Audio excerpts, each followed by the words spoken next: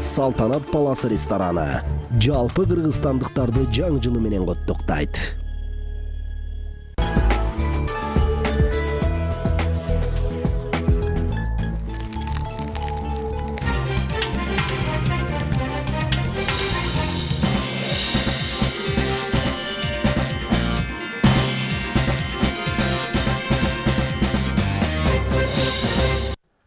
Өткөн жылдын 1 декабрынан ушул күнгө чейин кызылча илдетине кабылган 723 бейтап дарыгерлерге кайрылган. Бүгүнкү күндө алардын 200гө чукулу ооруканада. Орундун тартыштыгынан бейтаптардын айрымдары коридордо жаткандыгын дарыгерлер айтып жатышат. Күн маектин бүгүнкү чыгарылышында кызылчанын жайылышынын себептерин, алардын алдын алуу жолдорун талкуулайбыз. Коноктор Республикалык жугуштуу оорулар ооруканасынын башкы врачы Гүлжигит Алиев жана Республикалык иммунопрофилактика борборунун жетекчиси Жолдош Калиев. Саламатсыздарбы? Көрсөтүү түз эфирде жүрүп жаткандыгынан улам 67 11 41 телефонуна чалып, 80 60 кыска номерине СМС жөнөтүп суроо жолдосоңуздар болот. Көрсөтүүнү мен Кылычбек Мырзалиев алып барам. Гүлжигит мырза, бейтаптардын айрымдары коридордо жаткандыгы туурасында бүгүн айттыңыздар. Негизи бүгүнкү күндө канча бейтап ооруканада жатат? Алардын абалы кандай?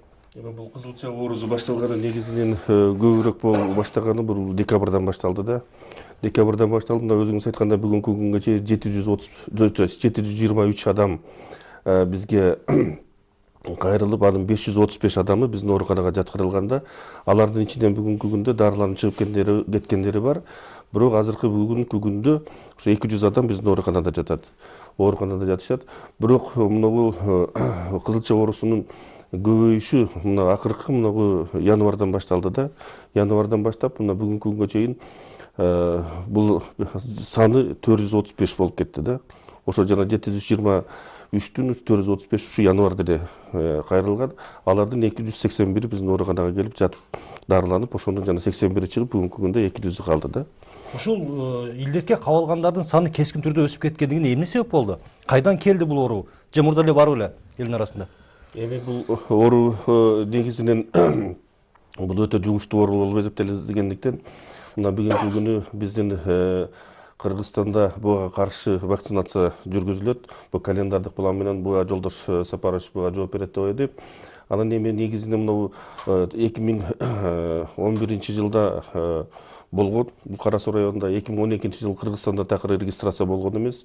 2013 жылы бир случай болгон, бул сырттан келген адам болгон да. Анан эми мына быйыл мына 2014 мына 2015 жылдары бул көтөрүлүп атат да. Мунун бир эле себеби бул биринчиден биздин эл арасындагы жана вакцинациялардын балдарын вакцинация кылдырбаганын себеби биринчиден. Мага токтолобуз. Бүгүнкү күндө ушул бейтаптардын абалы кандай? Эми бейтаптардын абалы кандай десек, мына ошол жана мен айтпадым, ушул бүгүнкү күндө 200 адам жатат деп. Булар негизинен бул өтө оор акыбалда келгендер жана орточо оор акыбалда келгендер. Вот жеңилдерин биз врачтар көрүп, өздөрүнүн жанагындай рекомендация деп коебуз, ошолорун берип, үйлөрүнө жиберип атат да. Ошолордун ичинен жана 200-дүн ичинен 3 бала бүгүнкү күндө өтө оор акыбалда биздин реанимация бөлүмүндө жатат да. Жашы өзгөчөлүгү боюнча айтып кетсеңиз. Жашы боюнча негизинен жана ушу кайрылгандардын саны 245 бул то есть 290 бул балдар, а 245 бул жана взрослый адамдар да, улуу муундар да. Анан булардын ичинен 1 жашка чейинкилери да бар. 1 жашка чейинки 92 адам, 5 жашка чейинки 81, а 5 жаштан 14 жашка чейинки 117 адам. Ушул бейтаптарга орун жетишпей жатат дейт. Айттыңыздар да, канча орун жетишпей жатат? Негизи эле ушуга биздин ооруканалар ылайыкташкан эмес беле?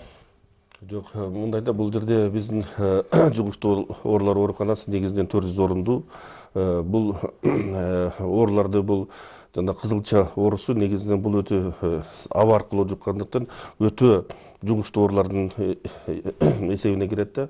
Ошол себептен бул адамдар, ооруган адамдар атайын бокстарда жатыш керек да. Башка адамдар менен, башка оорулар менен контакт болбош керек. Ошол себептен мына биздин ооруканада ошондой отделениясы чистый боксированный отделение бизде бирөө эле негизичи. Канча орунга ылайыкташты? 40 орунга ылайыкташты. Бүгүнкү күндө 200 бейтап жатат. Калгандары жана полубокс деп коебуз. Ал жерде дагы башка эме менен контакт болбойт. Бирок ошол мурда бир отделениеде жаса турган болсо, бүгүнкү күндө уже 5 отделенияны ачтык да, 5 бөлүмдү ачтык. 5 бөлүмдө бүгүнкү күндө ар биринде 40тан где-то уже 200 адам уже 5 бөлүмдө жатат да. Бул маселе боюнча саламаттык сактоо министрлигинин зам министрдин штаб өткөрүлгөн. Марат Темирбекович Калиевдин жетекчилиги менен ошол жерден, ошол биздин ооруканада оорулардын жетишпегенин эсебинен бизде ошол жерде кожбен диспансер бар, республикалык. Ал жерден бизге 30 орун бөлүнүп берилди. Ал жерге биз бул кызылча оорусун жаткырганга мүмкүнчүлүк болбойт. Ошол себептен ал жака бизде жанагы вирустун гепатит менен ооруган адамдарды биз ошол жака которуп, ал жер бөлүмдү бошотуп, азыр бүгүнкү күндө ошол жерге кызылча оору менен ооругандарды жаткырып атабыз да. Саны болжолдуу түрдө эми баягы бейтаптардын саны көбөйүшү мүмкүнбү же азайышы мүмкүнбү? Кандай прогноз болуп жатат? Аны бүгүн айтыш өтө кыйын. Себеби дегенде мына бүгүнкү күнү ошол жанагы оорулуу адамдар убагында бизге кайрылбай, өтө кайрылышып атат да. Ага чейин бул жугуштуу, өтө жугуштуу оору болуп эсептелгендиктен бул инкубационный период деп коет. Ошол жанагы ошо вирус келгенден баштап, ошо оору пайда болгонго чейинки убакытта ошондон 2 күнгө, ошо оору пайда болгон 2 күн, андан кийин ошо жана оору пайда болгондон кийин 4 күнгө чейин бул өтө жана жугуштуу болуп эсептелинет да. Ошол убактарда булар кээ бир убактарда жанагы үйлөрүндө болуп калып атышат же башка жерлерде болуп калып атышат да. Ошол себептен бизге кайрылбаган эсебинен бул башкаларга дагы жугуштуруп, ошону жугуп, ошол мына саны көбөйүп аткан эсеби ушундан. Рахмат. Жолдош мырза, буга чейинки жылдарда жогоруда айтылгандай, ушул кызылча оорусу менен ооругандардын саны дээрлик болгон эмес экен да. 2011-жылы гана кичине мындай кескин өскөнү болбосо, бирок быйылкыга жетпейт. 222 бейтап катталган ушунда да. Андан кийинки жылдары болгон эмес экен. Быйыл кайдан чыга калды бул оору? Быйылкы жылы бизде ошо мына бул жерде Гүлжүгүт Кенжекараевич айтып кетти. Бул өтө жугуштуу оорулар деп, тез тарай турган оорулардын бири болуп эсептелет. Былтыркы жылы апрель-май айынан баштап бизде ушу Кыргызстанда айрыкча могу чүй өрөөнүндө бул оору Сыгат өрөөнүндө катталып кетти. Себеби дегенде ошол жанагы Казакстандан келген жаран аял 22 жаштагы 2 баласы менен ошол Кордай өрөөнүнөн келип, Токмоктон келип Сыгатадагы туугандары менен учурашып, ошо ооруп калган балдары келип ошол жердеги балдар ооруп калган да. Бир жагы бул деген жанагы вирус ооруган ошол жанагы биздин коңшулаш өлкөдөн келген болуп калып атат. Биринчиден, экинчиден ошол Чүй областында, жана Бишкек шаарында жашаган жанагындай эмдөөдөн баш тарткан адамдар, баягы диний көз караштагы адамдардын балдары. Андан башка ошол жанагы миграция, өзүңүз билесиз, ички тышкы миграция абдан көбөйүп кетти. Көп биздин жарандарыбыз Казакстанда, Россияда иштеп атышаттар да. Бирок ошол апрель айында башталганда бизде саламаттык сактоо министрлигинин буйругун даярдап, ошол чүйрөнүнө кошумча биз вакцинды бөлдүрүп бердик. Ошондо 2000ге жакын, 2160га жакын баягы оорулар менен бирге болгон адамдардын баарын эмдөөдөн өткөрүп, бул оору ошол Чүй областында токтотулган болчу. Бирок экинчи толкуну баягы медицинада экинчи волна деп коет. Бул ошо 1-декабрдан башталып кетти.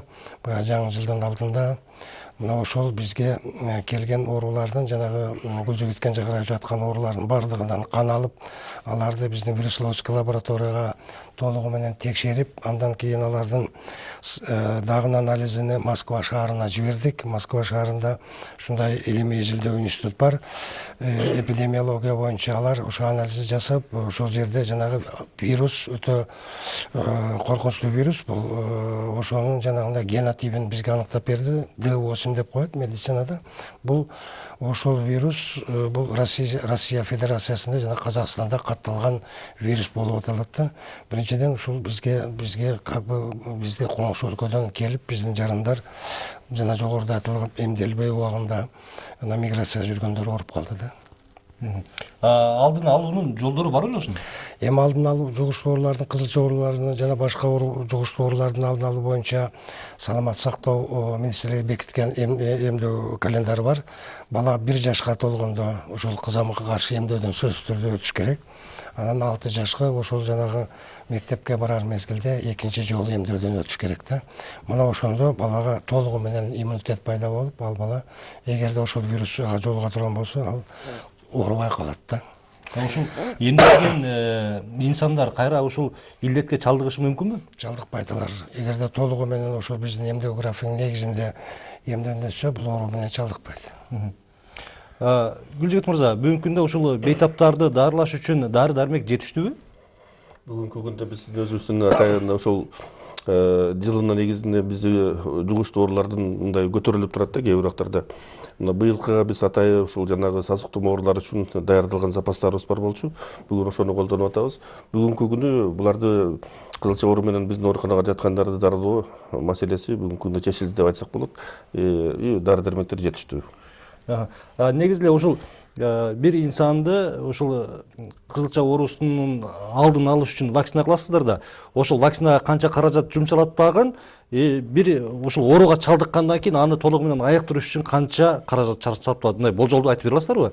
Мына бүгүнкү күндө мисалы үчүн биздин бир жаткан ооруга бир күндө тамак аштан башкасы башка кеткен каражат только жанагы дарылоого, анан жанагы анализдерди алганга кеткен, үйтө жанагы көп анализдер эмес, мында вирусологический анализ эмес, башка анализдерди алганга кеткен бир 800 сом кетет экен да, орто эсеп менен. 800 сом кеткенде алар негизинен бизде бир 10 күн жатат да, ошондо 8000 сом бир адамга кетет да. Ошондо жана бизде жаткан 200 адамга 1 миллион 600 миң сом каражат кетип атат да. Ушул 200 адамды эмдегенде канча каражат кетмек? Болжол бар. Бул жактан жанагы дарылоо боюнча айтып кетти. Бир адамга жасалган эме бул 52 сом, 55 сомдун төрөгүндө. Доллар менен айтканда $0,57 түшөт. Бул акысыз эмдөөлөрдүн бардыгы, булар баягы бюджеттен каржыланат. Ошол бюджет эсебинен биз бул вакцинаны Кыргызстанга сатып алып келебиз. Өтө арзан болмок да. Арзан болот. Негизи ошол илдетке кабылгандан кийин ага кеткен чыгымдарды ким көтөрөт? Мамлекет көтөрөбү? Оорукана же ошол илдетке кабылгандын жараны өзү көтөрөбү? Бул эми тиги бул жанагы мамлекеттик кепилдик бар. Эгерде 5 жашка чейинки балдар ооруса, анда алар бекер дарыланышат. 5 жаштан жогорукулары жанагы мамлекеттик кепилдиктин негизинде атайын жана саплата деп коебуз, ошону төлөшөт. Демек, жарандар туура түшүнүп, жарыбаган акчадан качып, качпай ошону вакцинасы бекер вакцинадан алса, ушундай чыгымга кабылмаган эмес экен да. Мына бүгүнкү күндө ушул кээ бир үй бүлөдөн 3төн 4төн адамдар келип жатып ооруп калып атат да. Алардын жана кошумча акыны төлөш керек болуп атат. Ошол маселе көтөрүлгөндө булар ушу жок, буну төлөгөнгө каражатыбыз жок. Муну төлөй албайбыз деп атышат. Ошондо биз айтып атабыз. Эгерде ушул балдарыңарды же болбосо өзүңөр убагында жана вакцинация ошол туура алсаңар, анда мындай болмок эмес деп. Бул жерде ушул илдетке каршы баягы адамдардын жынысына бөлүп караганда эркектер көп түштүбү же аялдар көп түшүп атабы? Ушундой карасак болобу? Айырмасы жок. Айырмасы жок. Бул жерде анткени тиги аялдарга дагы, эркектерге дагы бирдей эле жугат да булар. Бул суроолорду берип жаткан себеби өткөн жылы өзүңүздөр жакшы билесиздер, айрым баягы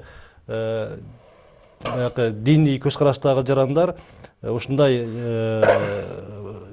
илдеттердин алдын алуу боюнча колдонулчу вакциналарды колдонуудан баш тартып, балдарын эмдетпей коюшту да. Көпчүлүгү алар ачыктан ачык чыгып, бул вакциналар наристелердин көз карашы баягы аң сезиминин өсүшүнө тоскоол кылат экен, же болбосо кандайдыр бир бузулушуна алып келет экен деген себептерди айтып чыгышты да. Ушунун кандайдыр бир негиздүү себептери бар беле ошондой сөздөрдүн чыгышына?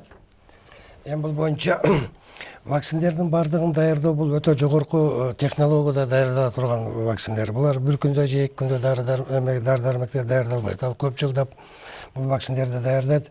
Ушу акыркы 2 жылдын ичинде эле мына Кыргызстан боюнча бизге берген алган маалымат боюнча 3000ден ашык үй бүлө ушул баштаткандар болгон ушу 2 жылдын ичинде.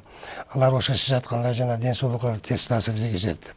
Бирок бизге алып келинген вакциндердин баардыгы бул илимий жактан тастыкталган жана бүткүл дүйнөлүк саламат сактоо уюмунун уруксат баракчасы бар гана фирмалар эл аралык тендерге катышып, андан кийин гана ошо биз жанагы балдар фонду аркылуу бул жака сатып алып келет. Алып келгенден кийин саламат сактоо министрлигинин алдында дары дармек менен медицина техника менен камсыз кылуу департаменти бар.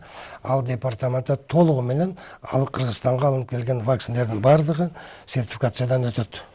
Ашайкештигин текшерип, анан сертификациянын толугун бергенден кийин гана биз анан жерлерге жеткирип беребиз. Бир жагы, экинчи жагы ошол алып келген вакциндердин баардыгы бизде жана флакон индикатор, ар бир флакондун өзүндө индикатор бар. Эгерде ошол температурдук режим бузула турган болсо, ар бир вакцина +2, +8, кээ бир вакцина -25 градуста сактала турган вакциндер бар. Ошолор эгер бузула турган болсо, жанагы флакондо индикаторлор өзгөрүлүп кетет. Бул азыркы мезгилде ушул илимий жактан тастыкталып, бул жогорку деңгээлде даярдалган, жогорку технологияда даярдалган вакциндерде. Бир жагы, экинчи жагы, эгер ошол жанагы диний көз караштагы адамдар жанагындай терс таасир этет. Мен ушу диний көз караштагы адамдарга таң калам да. Мына жылына өзүңүз билесиз, жанагындай Мекке Мединага зыяратчылар барып келет. Ошол эле баягы Сауд Арабиясы ислам өлкөсү болгондо байланыштуу алар деле ушул биздин жарандардан ушу менингитке, менин сезгенишине каршы, сасыктоого каршы эмдөөдөн өтүшөт. Өзүңүз билесиз, 18 жаштан баштап 85 жашка чейинки адамдар барат. Ошол толугу менен ошо эмдөөдөн өтүп атат. Эмдөөдөн өздөрү келишип, биз ошолорду уюштуруп берип, эмдөөдөн өткөндөн кийин гана алар ошол жерден виза алып баратышат да. Анан уруксат жок.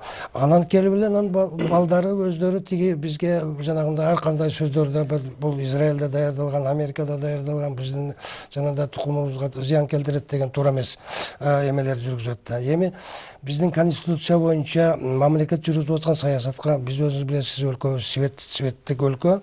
Буга аралашканга эч кандай диний эмелер жок. Мына акыркы мезгилдерде президентибиз жанагындай ушул эме боюнча концепция иштеп чыкты.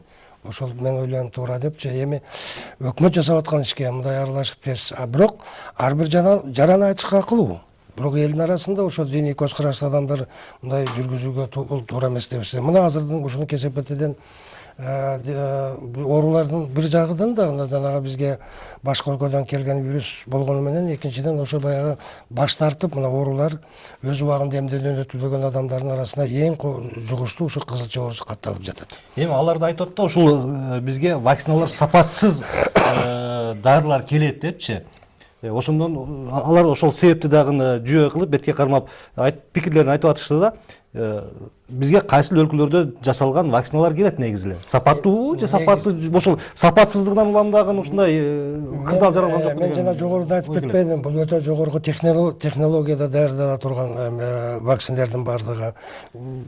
Бизге келген вакциндерден мына Франция, Белгия, Италия, Япониядан алып келген вакциндер. Мисалы, Россиядан эч кандай биз вакциндерди алып келбейбиз.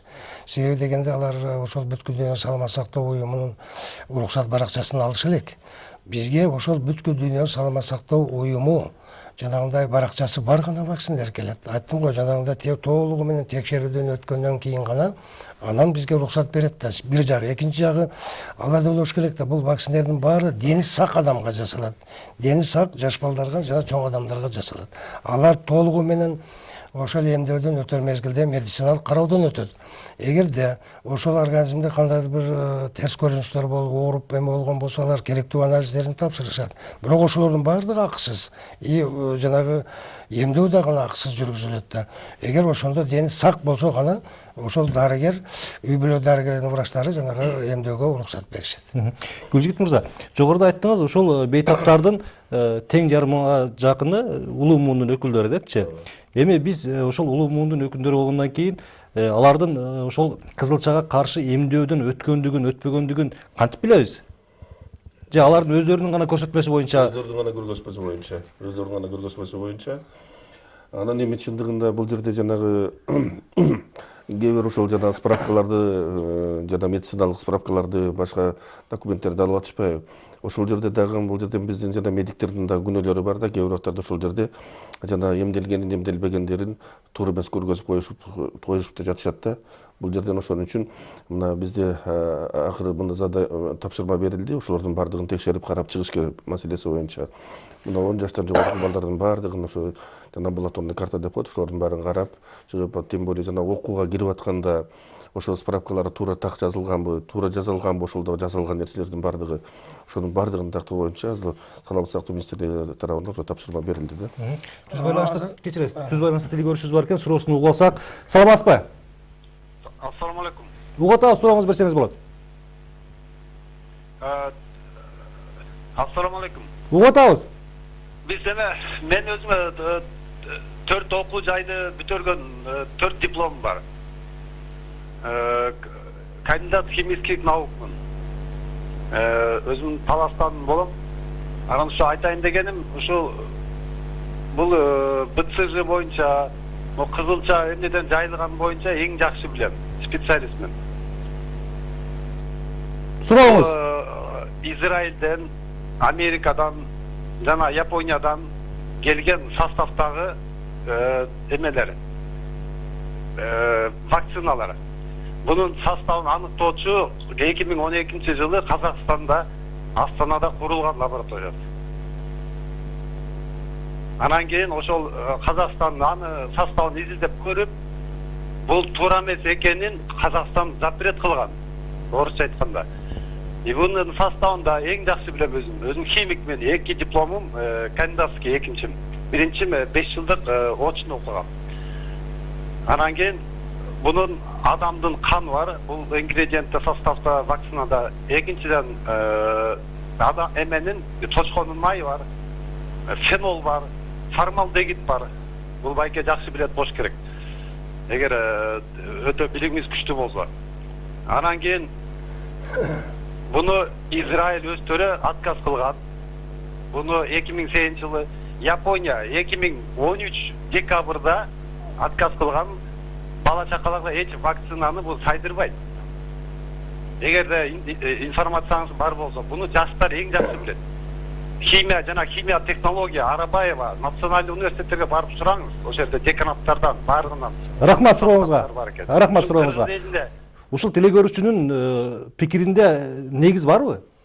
Бул жерде айтканда негиз жок. Себеби дегенде жана чочконун каны бар деп атат, эч кандай чочконун канында жок.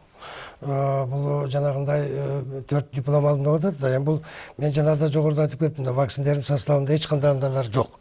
Жанагындай уртут бар, тиги бар деп эле элдин арасында ар кандай эмелер жүргүзүлүп атат.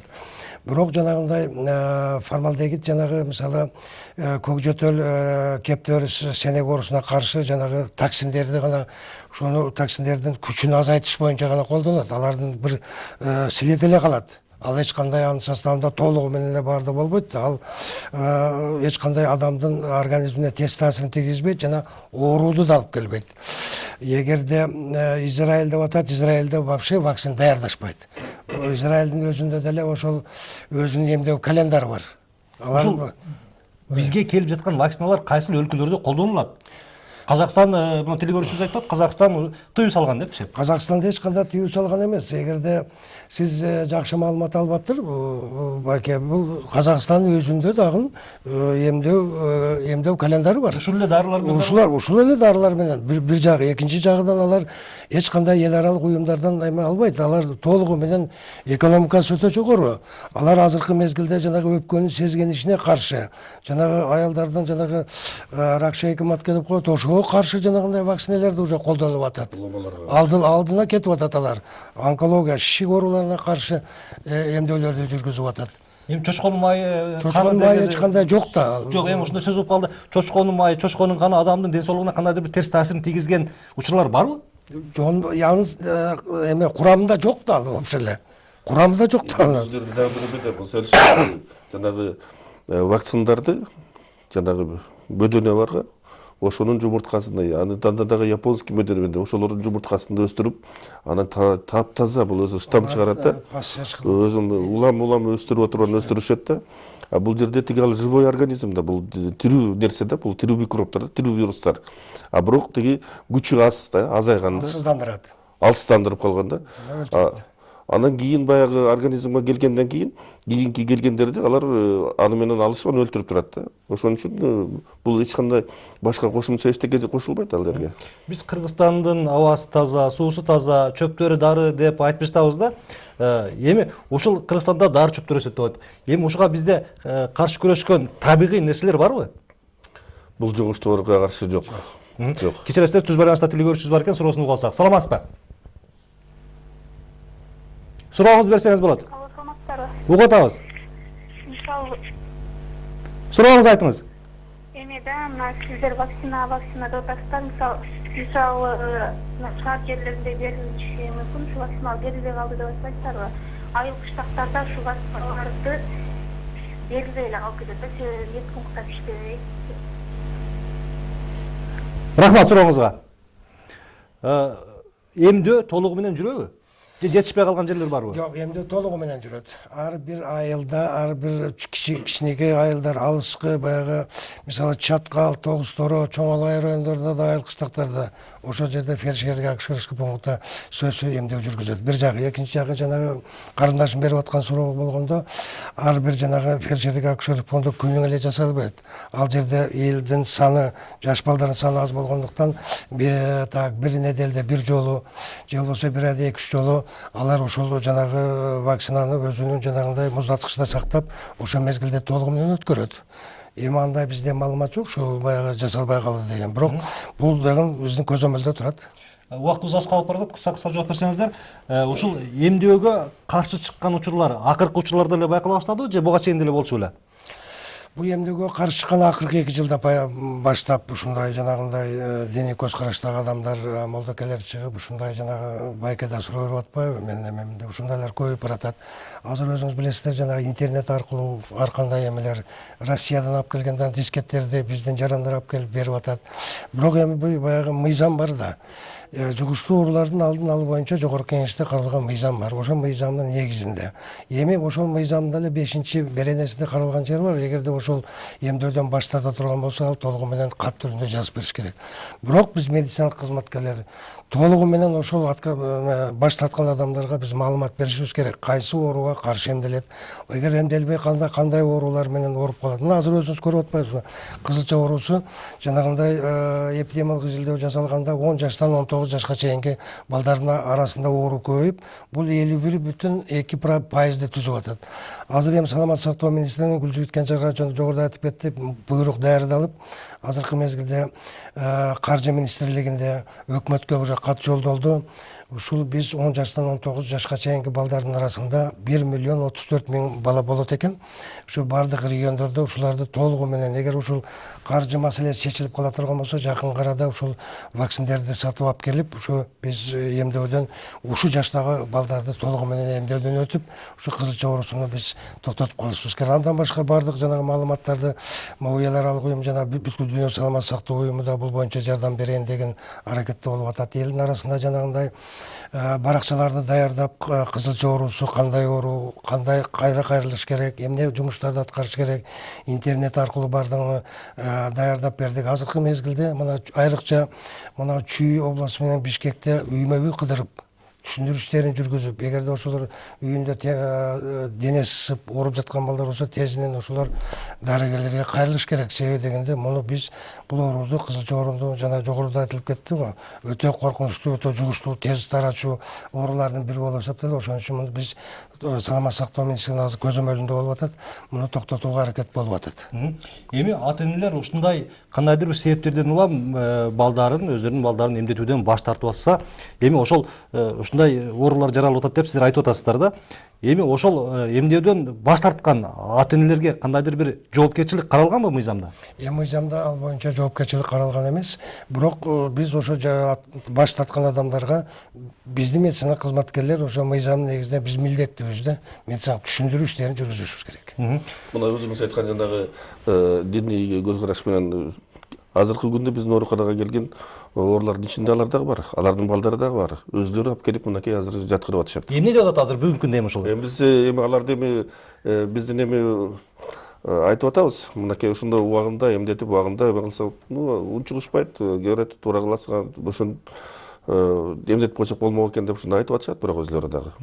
Рахмат сиздерге келип бергениңиздер үчүн. Убактыбыз соңуна келип жетти. Урматтуу телекөрүүчүлөр, бүгүнкү күн маектин коноктору менен дагы бир жолу тааныштырып кетейин. Республикалык жугуштуу оорулар ооруканасынын башкы врачы Гүлжигит Алиев жана Республикалык иммунопрофилактика борборунун жетекчиси Жолдош Калиев болду.